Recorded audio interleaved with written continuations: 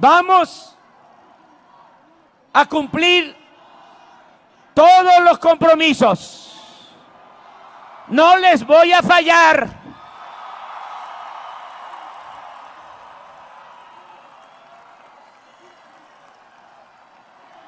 No se van a decepcionar. Soy muy consciente de mi responsabilidad histórica. No quiero pasar a la historia como un mal presidente. Conozco lo que han hecho todos los presidentes desde Guadalupe Victoria hasta la actual, y quiero pasar a la historia como un buen presidente de México. Sí se pudo.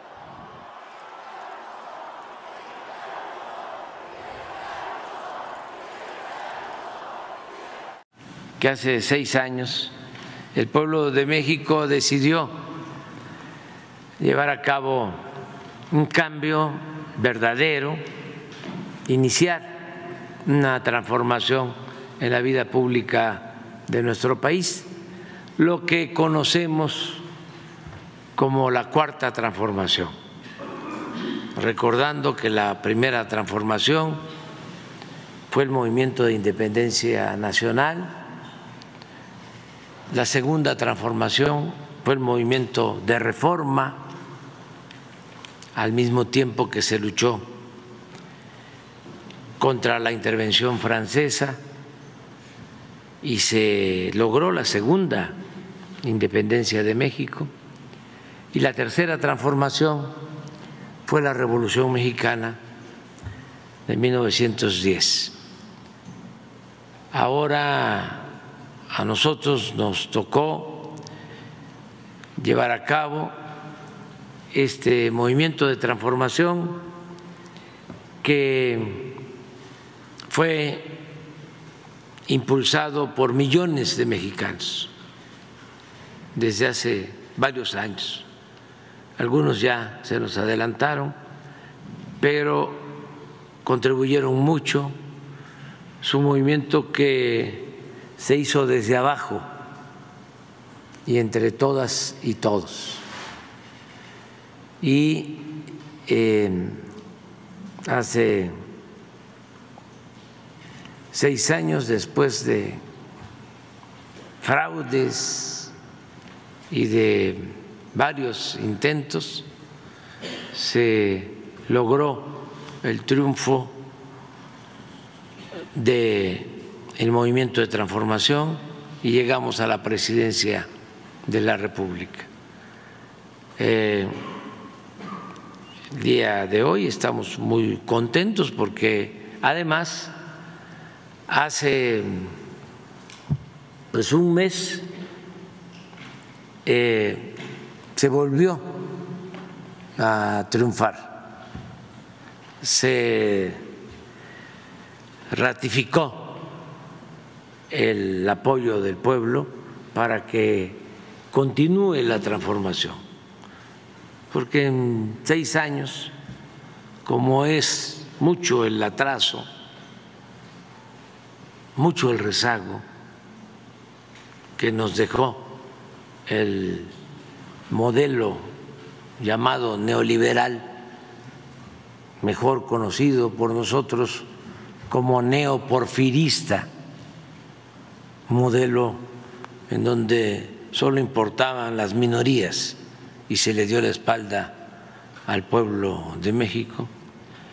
Como se prolongó mucho esa política neoliberal, neoporfirista, tardó 36 años, pues darle marcha atrás, pues ha significado pues todo un esfuerzo y se ha avanzado bastante, ha sido una hazaña lo que se ha logrado en 6 años. Se combatió como nunca la corrupción, que era el principal problema de México. Nuestro país tiene muchos recursos naturales, tiene un pueblo bueno, trabajador. Sin embargo, imperaba la corrupción y solo se beneficiaban unos cuantos. Eso se ha enfrentado y nos ha permitido liberar muchos fondos del presupuesto, que es dinero del pueblo, en beneficio de la mayoría de los mexicanos. Y como resultado de esa nueva política, pues han aumentado los salarios, como no pasaba en 40, 50 años. Hay empleo, como no sucedía hace 40, 50 años. No se ha devaluado el peso, como no se veía desde hace 50 años. Tenemos una economía fuerte y lo más importante de todo, lo que más nos llena de satisfacción, es de que se ha logrado reducir la pobreza en México, algo que no se veía también en décadas, y se ha logrado reducir la desigualdad, que era monstruosa, la desigualdad económica y social. Entonces, se ha avanzado, pero falta mucho. Y ahora el pueblo, de manera acertada, decidió que continúe la transformación. Fue muy contundente el mandato del pueblo para que se le dé continuidad al modelo transformador, a la cuarta transformación de la vida pública del país. Y yo estoy por terminar en 3 meses, concluyo, entrego la banda presidencial y me siento muy contento. Ya voy a poder decir misión cumplida, y entre otras cosas me siento contento porque está garantizado el relevo con una mujer llena de convicciones, de experiencia, una mujer honesta. Por primera vez en la historia de nuestro país va a ser una mujer la presidenta de la República, Claudia Sheinbaum. Y esto garantiza de que no va a haber retrocesos. 6 años han pasado desde el triunfo del presidente Andrés Manuel López Obrador, y 6 años después le doy la bienvenida a este espacio a Fabricio Mejía. ¿Cómo estás, Fabricio? ¿Cómo estás, mi querido Alejandro? ¿Cómo vas? Encantado, encantado. Pues ya pasaron 6 años. Qué barbaridad, oye. Se va la vida, se va todo. Se va el agujero volando, como la mugre en el lavadero, decía la canción. Es correcto.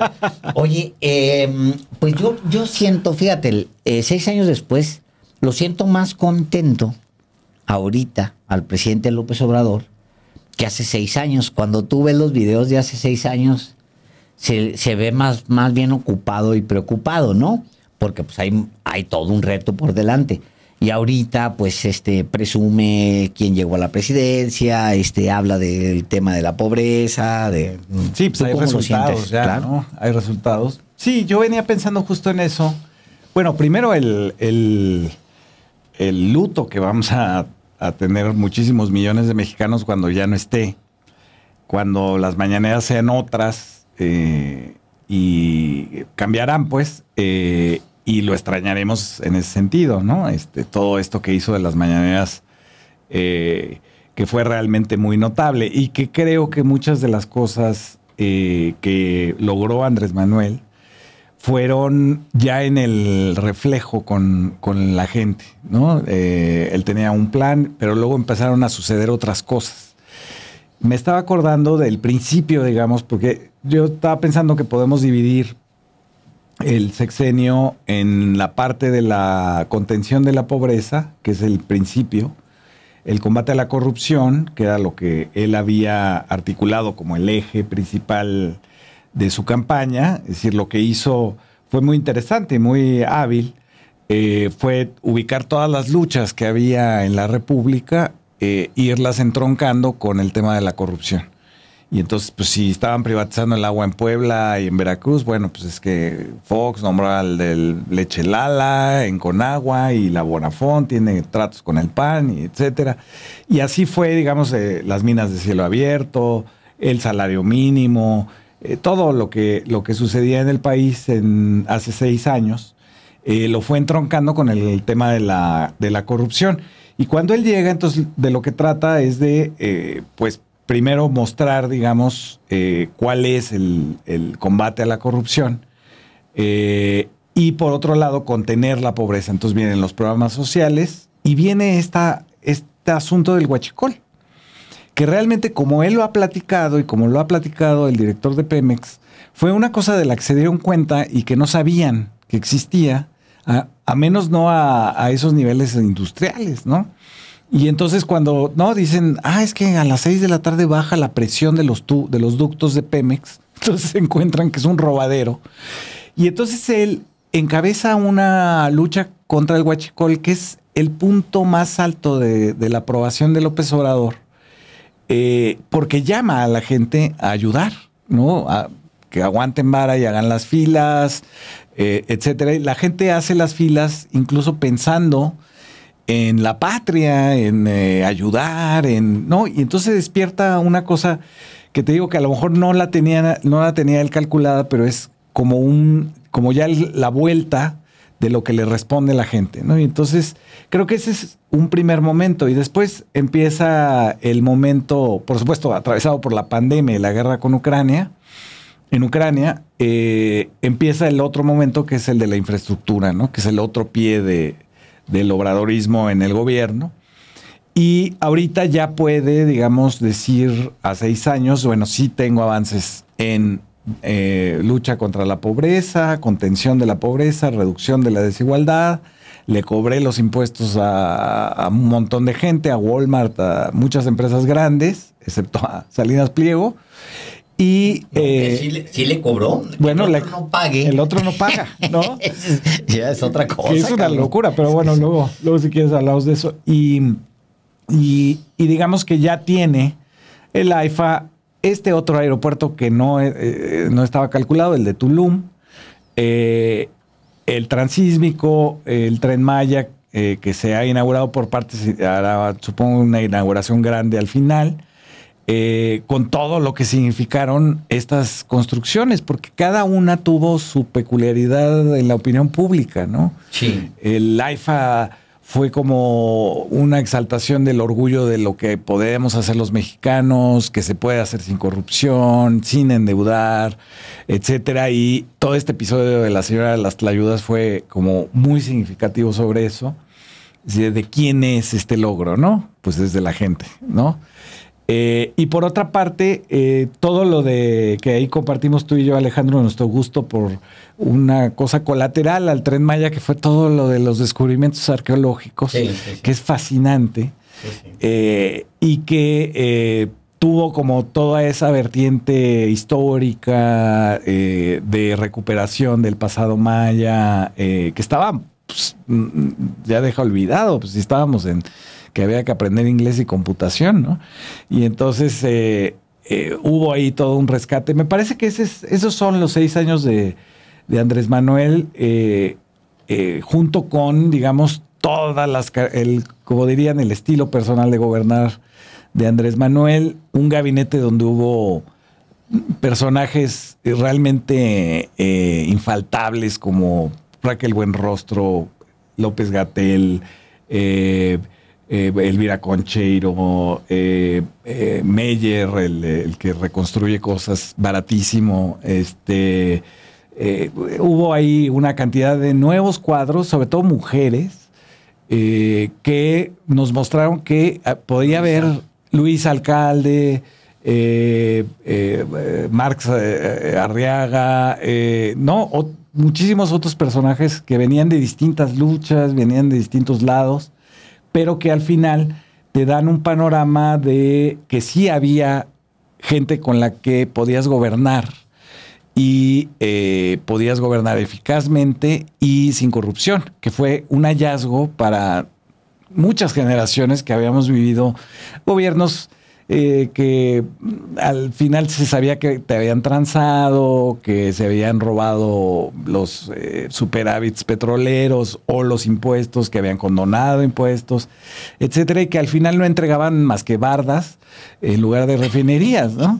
Entonces, es muy sorprendente que el sexenio termine, digamos, con inauguraciones y con una estabilidad económica. Otro es Gabriel Llorio, claro. Otro funcionario, que termine, digamos, con buenos números y además con una especie de satisfacción del país que no lo ves en otras partes del mundo, ¿no? Sí. Fíjate, en ese que vale la pena explorar ese en otras partes del mundo, porque en efecto estamos viviendo un momento particular. Yo hablaba hace rato de Estados Unidos, en el aprieto que están los estadounidenses, mientras que acá pues hay otra cosa, o sea, pues vamos hacia un segundo periodo de un gobierno de izquierda, por ejemplo, ¿no? Que pues mientras allá no saben qué hacer con dos viejitos, con todo respeto para el viejito, los tres viejitos que estamos aquí. Oye, con eso mismo hay un correlato, casi en paralelo a lo que acabas de detallar, Fabricio. Hay otro correlato, por ejemplo, vámonos al AIFA. Al mismo tiempo que estaba, pues sí, ese orgullo, digamos que esto lo hicieron los mexicanos. Hay al mismo tiempo otro relato que es muy canijo, que es en una revista de prestigio se publica un ensayo largo y significativo sobre una torre chueca, ¿no? Que eran nexos, ¿no? Eran nexos. Publican un ensayo de alguien que tomó una foto y se atreve a decir que que la torre está chueca. Es la de Pisa. Y no les importa publicarlo. Sí. Una tremenda difamación, ¿no? Al mismo tiempo que pudimos ver escenas de odio contra los pobres, porque ese es odio. Ese es odian a los pobres. No les gustan los pobres. O sea, ¿cómo que se metió una señora a vender tlayudas en el AIFA? O sea, no puede ser posible. ¿Qué tipo de aeropuerto es que permite que una mujer pobre ande allá adentro? Sí, desgraciados. No es para ella. No es para ella, claro. No, bueno, decían de esta idea de que no toquen mis lugares, ¿no? Por eso el no se toca, ¿no? Porque fue la gran consigna de la oposición, fue no se toca, ¿no? Que es una idea, digamos, tocar es finalmente de los sentidos que tenemos, el que más aproxima, ¿no? Sí, requiere estar aquí para tocar. Requieres estar ahí presente para poder tocar. Es correcto. ¿No? Tú puedes oler a distancia, puedes ver a distancia, pero la cosa es la presencia cerca. Y esto era, no se toquen, no se acerquen a nuestros lugares. Yo me acuerdo, por ejemplo, cuando criticaron al pobre de Gerardo Fernández Noroña porque compraba vinos en Costco, ¿no? Ese lugar no es para ti, a ese lugar vamos nosotros, ¿no? ¡Qué fuerte! Y entonces, con la idea además esta absurda de que ser de izquierda es no comprarte cosas padres, ¿no? Sí. Entonces, bueno, hubo toda esa... No bebes vino porque... No bebas vino porque eso no sabes, tú no sabes de eso. Tú bebes... Sí. ¿Cómo se llama? ¿Es el Tonayán o cómo se llama? El Tonayan. El Tonayan. Eso es lo que... ¿Qué es lo que bebe Felipe Calderón, no? Sí, claro, exacto. Ustedes no pertenecen a esto. Entonces, había como esta idea que me dio explicado Lorenzo Meyer de que no es tanto que les hayan quitado algo, ¿no? O que les haya ido mal, porque les ha ido bien. Sí. A ese sector privilegiado, sino que lo que está mal es que los demás puedan acceder a él, ¿no? Que no tengan un muro que los detenga, ¿no? Sí. Que era antes, pues, Peña Nieto y, ¿no? Sí. El PAN, ¿no? O corres vas recorriendo ese recorrido que hiciste, caminas, por ejemplo, hacia el Tren Maya y te encuentras que de repente hay una cantidad de ecologistas en Polanco, ¿no? O sea, o en Las Lomas. Digo, no, nadie se preocupa porque por cada alberca hay 1 millón de mexicanos que no tienen agua corriente y que cada alberca eso significa que le robas la opción a alguien de tener agua. Eso no preocupa, pero qué preocupación por el medio ambiente de repente desató en sectores. Yo dije, pues ya me voy a morir solo porque son temas que a mí siempre me han gustado y sobre los que me he metido. Yo dije, pues bueno, igual voy a morir solo. No, resulta que hay señoras en Polanco y en Las Lomas y señores también, ¿no? De este tipo preocupados por los jaguares. Preocupadísimos por los jaguares. Nunca antes, no sabían que existían jaguares para empezar, ¿no? No, además no saben por dónde pasa, no saben cómo se hizo, nada, ¿no? Y nuevamente hubo, digamos, cosas de mentiras también, ¿no? La reacción fue mentir. López Dóriga, ahorita que dije jaguares, sacó, ¿no? Una foto que era de África, diciendo que se estaba maltratando ahí. Claro, le hicieron burla también, entonces ya sacaban gorilas. Un dinosaurio en la carretera. Sí. Y entonces, pero sí hubo esta cosa de no toquen la selva, no nos importa que viva gente ahí. Es más, ni sabíamos que vivía gente pobre ahí, que necesita, que esa es una de las cosas que reflexionábamos. Es decir, que, por ejemplo, las vendedoras de miel de abeja tienen que pagar las tarifas de los camiones de línea.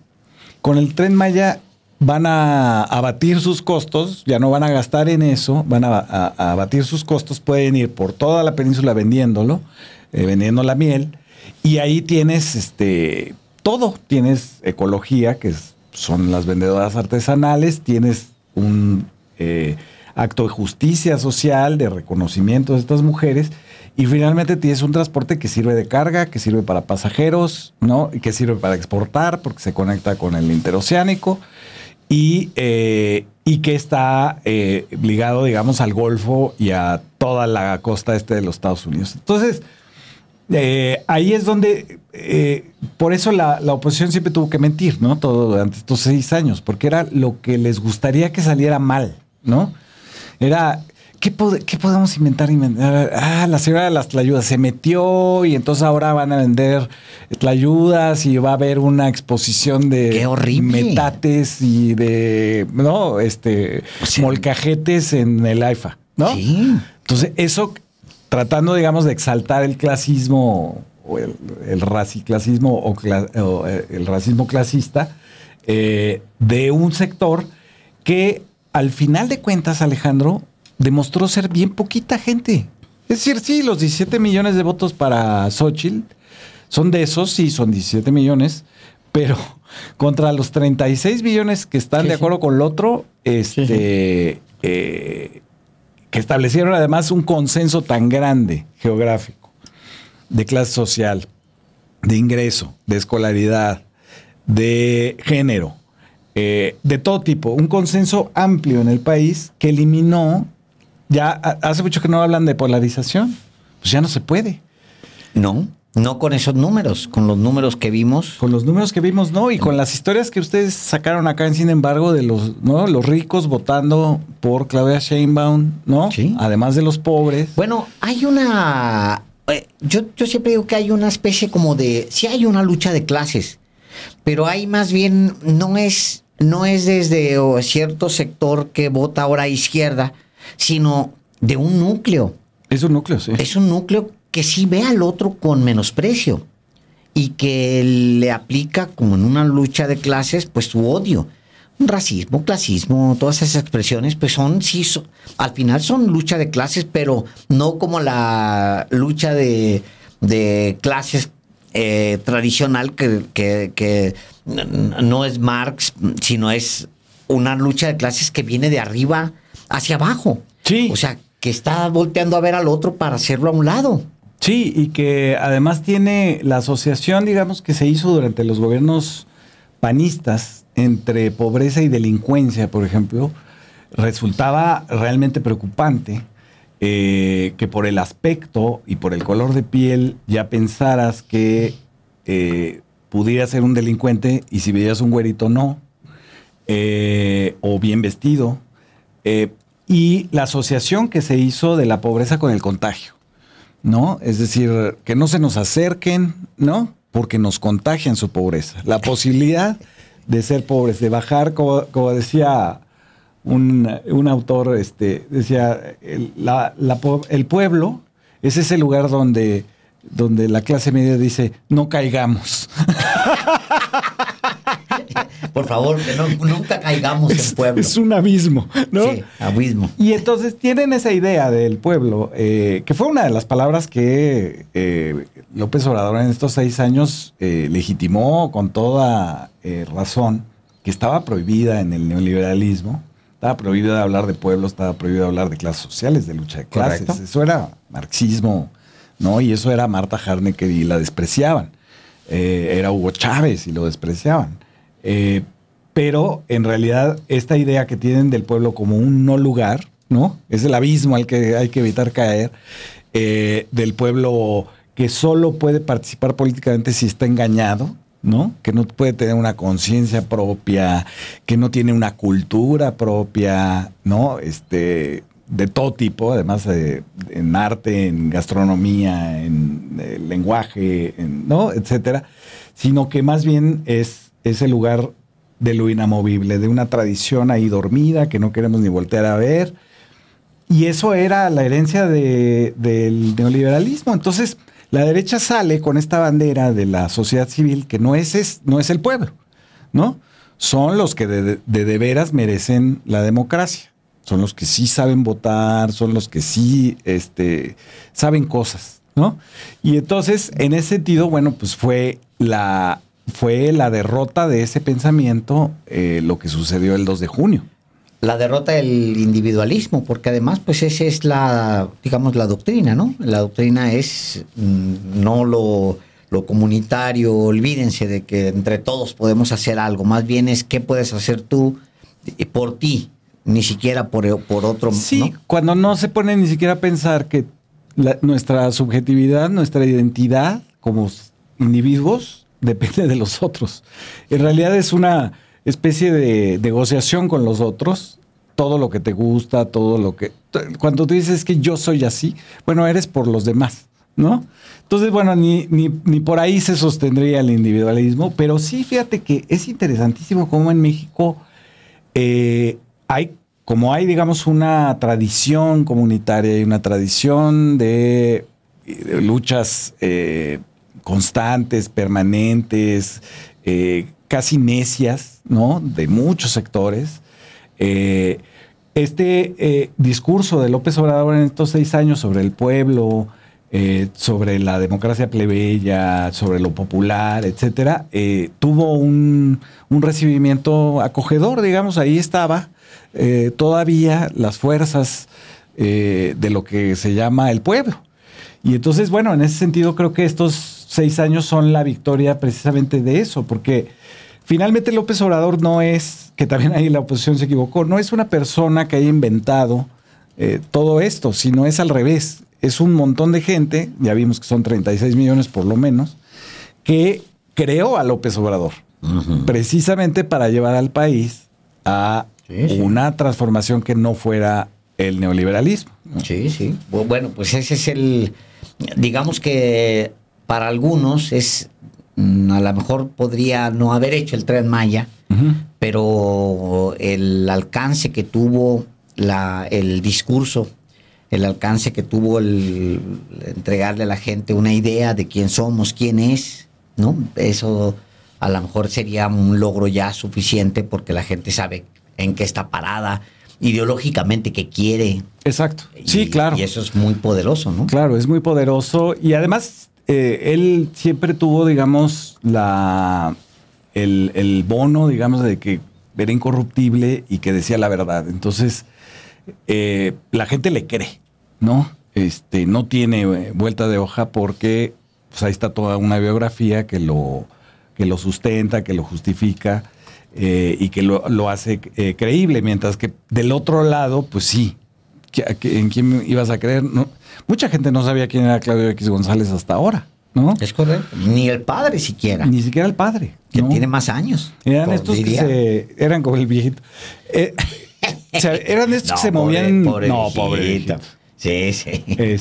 No me lo maltrates. Eran estos que se movían en las sombras, ¿no? Del salinismo, el padre. Todo el tiempo moviéndose en la sombra, provocando dolor en mucha gente, porque al final robarse una elección provoca dolor. O sea, cuando le robas la posibilidad a la gente de decidir a quién quiere en el gobierno, tú te acordarás, por supuesto, y yo es algo que nunca olvido, de lo que había en 2006, ese sentimiento después de la elección, que era como caminar por un país con una nube negra encima. Sí, tal cual lo defines muy bien, exacto. ¿No? Había como una nube, ¿no? Y como un desánimo frente a lo que eran las elecciones, porque claro, lo que nos hicieron fue traumático, es decir, casi es Frida Sofía, ¿no? Es decir, nos dejaron con un prep donde si te ibas a dormir a las 2 de la mañana, sabías que iba a ganar López Obrador. Y te levantaste viendo que no. Yo me desvelé hasta las 3:30 y sí vi que no. Y estaba yo habíamos hecho hasta una cena, unas escritoras y no sé qué. Una de ellas dijo, ¿quién quiere un ansiolítico? ¿No? Y abrió su bolsa. No. Porque era increíble lo que estaba pasando, que de ganar, de repente ya operaba un fraude a favor de Calderón. Y el desánimo de los días siguientes y la idea, digamos, de que nada podía cambiar. Todavía hace 6 años, Alejandro, sí, yo tenía mis dudas de que aceptaran el resultado. No, había muchísima gente. O sea, yo dije, a ver, hasta que no lo diga... Y lo dijo Meade, ¿no? Y cuando lo dijo Meade, o sea, de ese México venimos. La historia de la democracia en México es la historia del fraude. Entonces, cuando Meade dijo, acepto los resultados y le felicito a López Obrador, dije, ya fue, ya estuvo. No, había mucha gente que pensaba, estaba convencida de que a última hora algo iba a salir. Algo iba a salir. Y no iba a llegar y no habían... había mucha gente pues que no se la creía, incluso días antes todavía lo van a dejar llegar, era una pregunta muy común, Fabricio. Sí, y todavía en esta última elección del 2 de junio, a mí me habló un amigo que estaba, digamos, ahí adentro del INE y me dijo, parece que ganamos el plan C. Yo ni siquiera se lo comenté a las personas con las que estaba porque dije, no puede ser. Algo va a pasar, nos van a quitar uno. No, ¿sí? Este aprendizaje, digamos, que tuvimos en esos años de fraude, pesa todavía en muchas generaciones. Yo espero que la nueva generación que ya creció con los resultados limpios o por lo menos inobjetables, ya no tenga ese lastre que tenemos nosotros, que es anímico, no es racional, es anímico, es decir, te cae que nos van a dejar, ¿no? Qué fuerte.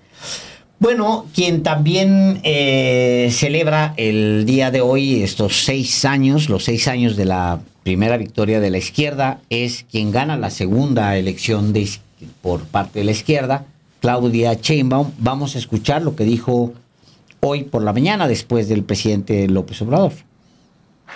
Hace 6 años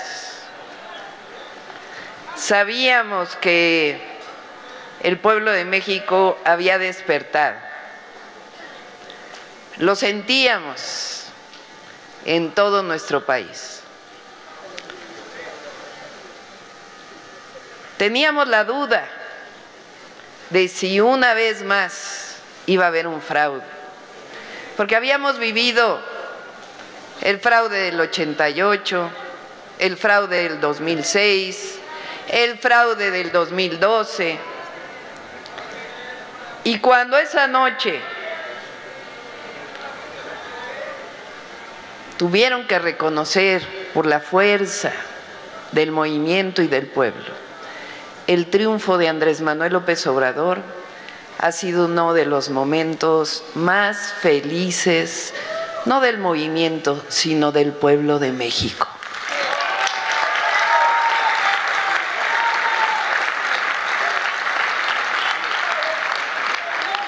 Yo digo que este 1 de julio hay que ponerle un nombre, porque es una fecha histórica ya. Y yo digo, les propongo varios nombres. Puede ser el Día de la Revolución de las Conciencias. Puede ser el 1 de julio, el Día del Triunfo del Pueblo. O puede ser el Día de la Verdadera Democracia. Como lo queramos nombrar. Ahí le pido a nuestros dirigentes del partido que hagamos una consulta. Pero en realidad es el Día del Pueblo de México, el Día de la Revolución de las Conciencias. Ese día triunfó no solo Andrés Manuel López Obrador, sino triunfó un movimiento que luchó por décadas, histórico, y que dio ese triunfo a nuestro pueblo. Fue un momento en donde el pueblo de México dijo basta. Basta al viejo régimen neoliberal. Basta a gobiernos que se dedicaban a servir a unos cuantos. Basta de convertir los derechos en privilegios. Basta de privatizar los recursos públicos y los bienes de la nación.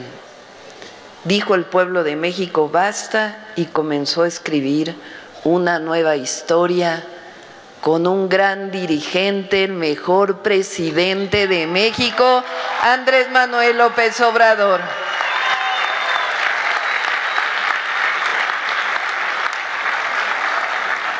Dijo basta a la mentira y se comenzó a construir una verdad distinta. Dijo basta a esa historia de saqueos y se empezó a construir un momento distinto en nuestro país. Por eso este 2 de junio de 2024 fue la mejor celebración al 1 de julio del 2018, porque el pueblo de México le dijo al mundo, le dijo a todos y a todas que en México sigue la cuarta transformación de la vida pública, que en México sigue el humanismo mexicano. Este 2 de junio el pueblo de México dijo, queremos que continúe la transformación. Y esa es la esencia de lo que va a ser los próximos 6 años. Porque no va a haber traición, no va a haber vuelta en un, no va a haber regreso al pasado. Es lo mejor que le podemos dar a nuestro pueblo y a su porvenir. Reconocer estos 6 años, la riqueza, la profundidad del pensamiento del presidente López Obrador y de lo que se ha hecho en estos 6 años para continuar transformando México. No se acabó la lucha, así como no se acabó el 1 de julio, tampoco se acaba el 2 de junio del 2024. Seguimos luchando. Y hay tareas. ¿Qué sentido tiene mirarnos al ombligo? No. Hay que seguir trabajando por el pueblo de México, por la transformación. ¿Por qué no vamos a las plazas a hablar de la reforma judicial? A todas las plazas del país. ¿Por qué no vamos a las plazas junto con nuestros diputados electos, nuestros senadores electos, a seguir concientizando, a seguir diciendo qué ha hecho el Poder Judicial hasta ahora y por qué la reforma judicial? No se trata ahora de que se acabó la lucha, todo lo contrario, seguimos en la lucha. Leía hoy en un periódico: Claudia debe pintar la raya con Andrés Manuel López Obrador. ¿Sería pintar la raya con el pueblo de México? ¡Nunca! Con el pueblo todo, sin el pueblo nada.